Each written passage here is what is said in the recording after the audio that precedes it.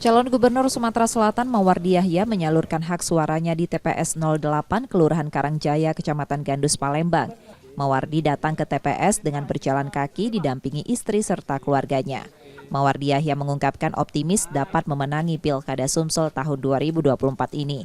Tentunya hari ini mungkin merupakan hari yang bersejarah bagi masyarakat Sumatera Selatan. Insya Allah nantinya saya yakin siapapun nanti menjadi mendapatkan suara terbanyak, itulah pilihan rakyat Sumatera Selatan. Saya kira itu ya.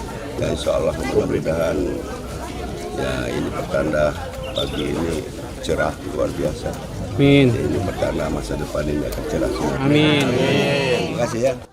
Sementara pasangannya Anita Nuringhati menyalurkan hak suaranya di TPS 11 Komplek Bukit Sejahtera Palembang. Anita datang ke TPS didampingi suami dan keluarganya.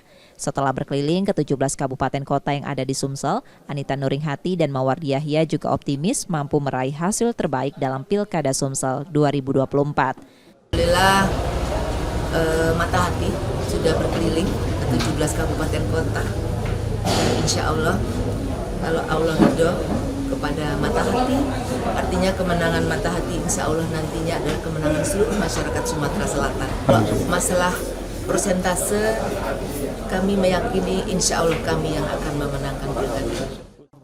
Namun pasangan ini berharap siapapun yang memenangi pemilihan kepala daerah tahun ini merupakan pilihan terbaik dari rakyat Sumatera Selatan.